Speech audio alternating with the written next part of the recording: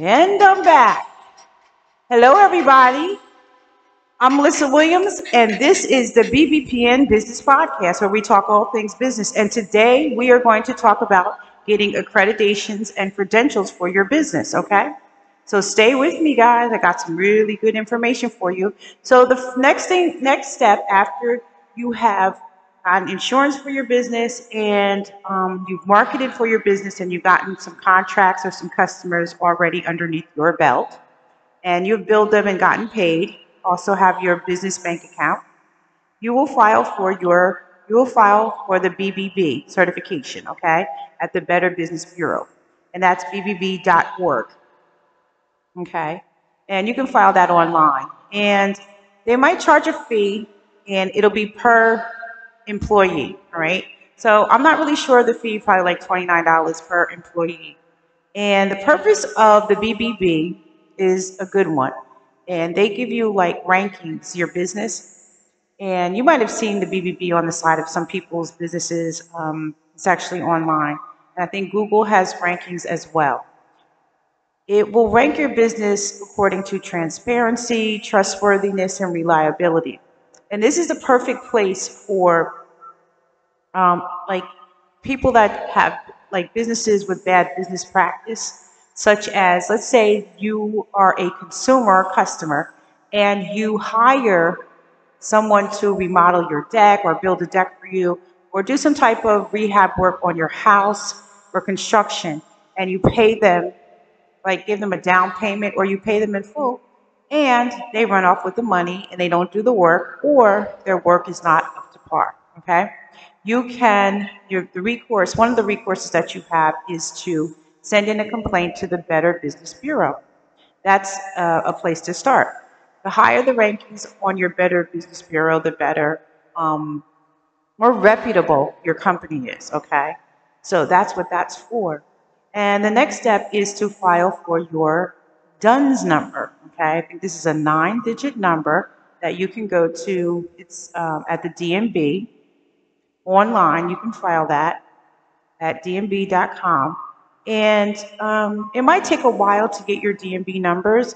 So I did get some really good information for anybody who's looking to fast track this within like 5 days. You can go to a site called DUNS File online, but they're going to charge you for that. Normally, to file for your DUNS number is free. But if you go to this site, you'll have to pay like $229, but you'll get it within like 5 days, okay? And these numbers are what they call unique identifiers to identify your business, okay? Making sure that it's a reputable company, like I said, trustworthy, and that you are up to do the work. It also gives information slightly like how many employees and what you are selling. Is it a product or a service? And it definitely identifies what you do. And you're going to need these. The purpose of these accreditations is really good to have them. And they also, so that you can work for, when you're applying, like say you apply to be a contractor on a construction site, you can also apply to, let's say, like an AutoZone. So if you go on AutoZone right now on their site, they're going to ask you for these unique numbers, these 9-digit codes, like your DNB and the other, like a cage code, which I'm going to tell you about next, okay? So these are numbers that you're going to have to apply for, all right? So speaking of your cage code, these numbers, and also so that you can apply to work for local, state, and federal government, okay? So you're going to have these numbers. So the next number that you're going to want to apply for is your cage code. I wrote these down because I do remember all these things, but I just wanted to make sure I have the sites down for you. So you can apply for your cage code. You can go to, this is for federal contracting, so you can apply at sam.gov, okay, on the SAM site, sam.gov. So register there. And the process for all this is pretty simple, okay? It's just a step-by-step process, just like the process of doing business, okay, setting up your company. So another one will be your NAICS code, okay? that you're going to apply for, and that's the North American Industry Classification. Okay, it's an identifier, and you can apply for that by going to NAICS.com or call the Census Bureau, and I have a number here, 888-756-2427. You apply for your NAICS.com, your NAICS code at the Census Bureau, okay? And you can look that up online. You can also go to census.gov/NAICS. Okay. So you're going to apply for your page code, your NAICS, and the next one is going to be your NIGP code. Okay. That's another one. And all of these are to help you so that you can make the process applying for, you can get contracts, or it identifies you as a vendor or a supplier, okay?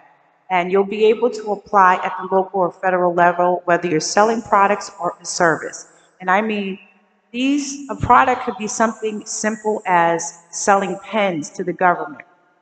People get contracts all the time. They bid on these contracts, okay?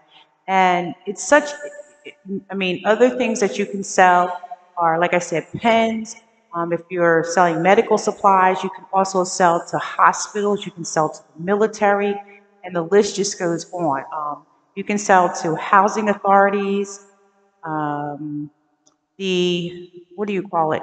It's so many places that you can sell to. So you can go on construction sites when you have all these codes, but you're going to need them. So you might as well go ahead and apply and get this done.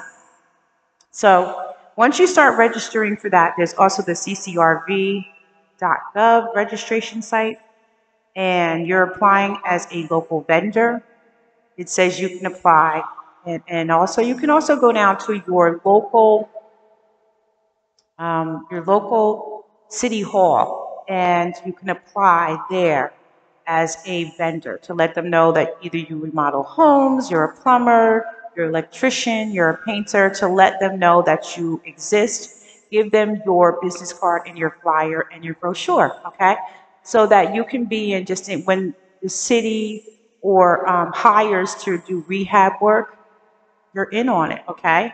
You can bid on the job and possibly get it, all right?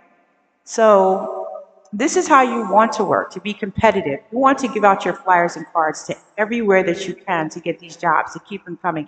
And the best thing to do is to even go for contracts. So I just want people to know, like, okay, if you're a caterer or if you're a restaurant. I know a restaurant several years ago that got a contract with the school system. That's another one. You can work with the school system also, because they give out contracts for moving contract, construction, cleaning, landscaping. It's just so many. A lot of times, some of this stuff is not done in-house, so they subcontract the work out, okay, or outsource it. That's what it's called.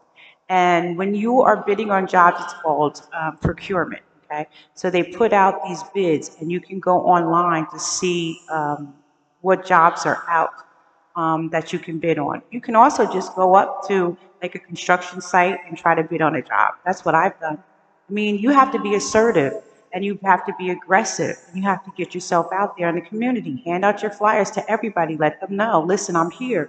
If you need me, I'm ready to go, okay? So the next contracts, I wanted to just say really quick, a contract is just like money in the bank, okay? So if you sign a contract, that's your reoccurring money, and you'll get paid however the payment is set up, so every month. A contract is an asset, okay? These are the things that banks are looking for when you're trying to get a business loan, okay, that you have contracts, all right? And this is to help you increase your profit margin for your business, all right, when you have contracts. So another thing you want to apply for is if you are a minority, there are set-aside programs for minorities, okay, and to get minority contracts. So you're going to apply for your minority certifications. And one of them is for your state business enterprise, which you can apply for online, okay? It's called the SBE certification. And underneath that, that's to do business in your state, okay? For example, I know many subcontractors who when I think back in 2006 and 7, when they had, or 2005, 2006, there was a lot of construction being done. So there was a lot of construction being done on the schools, okay? The school's corporate construction.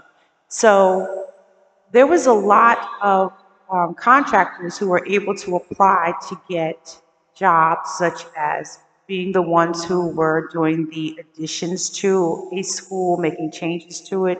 They had mold remediation done, moving companies that applied, and cleaning companies like myself. Okay, so those are just some of the companies that I know directly that got those contracts. And sometimes, if once you have your minority certification, it really helps and it puts you up there because the government sets aside money just for minorities to make sure that they get that they get a percentage of those contracts. And you're probably saying to me, what's considered as a minority?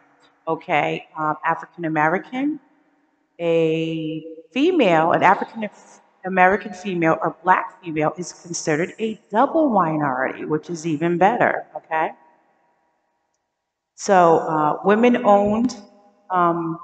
women-owned minority businesses or women-owned businesses. Okay, those are minorities. A veteran, disabled veterans, um, Pacific Islander, Indians. I don't know if you want to call it Jewish or I don't know what you call, but I would say a Jewish person would be considered a minority. And the LGBT community now has been added to the list of minorities. Okay, so I don't know if they call it that, but anyway, the SBE has those certifications and they're under the MBE, the WBE certification. When you look it up, when you type in SBE, all the certifications will pop up. You can also go to the Small Business Administration, which is SBA.gov site, and they'll have that information up there for you. They even have places, so a lot of these colleges, the SBA.govs, have a lot of classes that you can go, that you can attend and learn how to get your certifications. But you can actually do it online. So me being in New Jersey, I applied for my SBE certification. There will be a cost for it annually.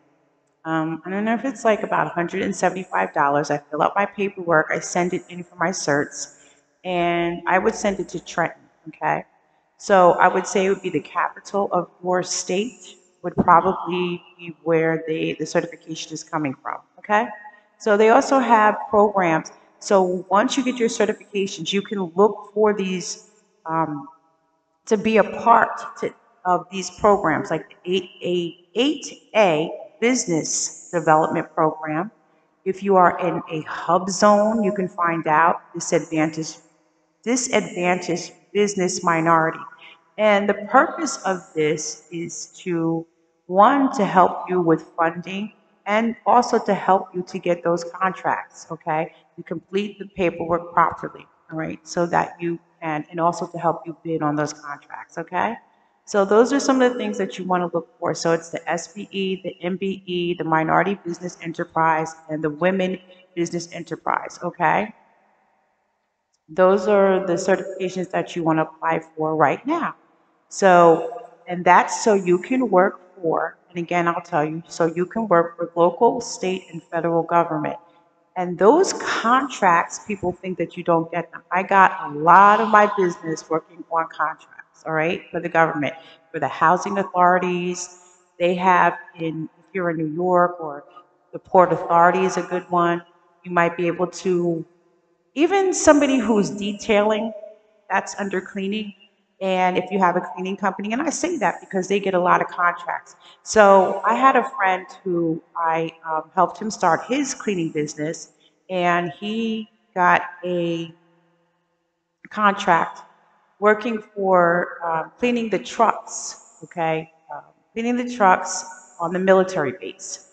I have worked on the Earl military base before, and so the military does a lot of hiring. So also if you are a veteran, this is something that's right up your alley. If you are a retired vet or a disabled vet, You can start a cleaning business, a janitorial cleaning business, and there's just so many different avenues for you there.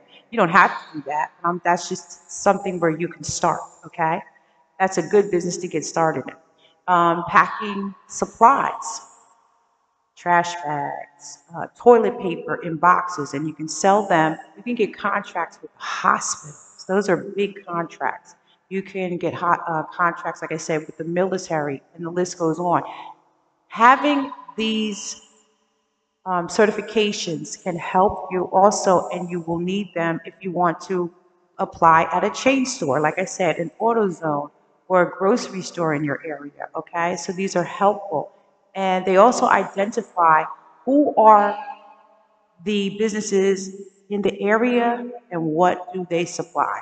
Okay, and don't think just because you're a one-person crew that you can't get the job, because you can. If it's three of you, you can get these jobs, okay, depending on how big they are, all right? So, and that is, that money is that's good money, okay? Working for the federal government, doing a contract of any sort. And these bids go out, you can go online and look for them, okay?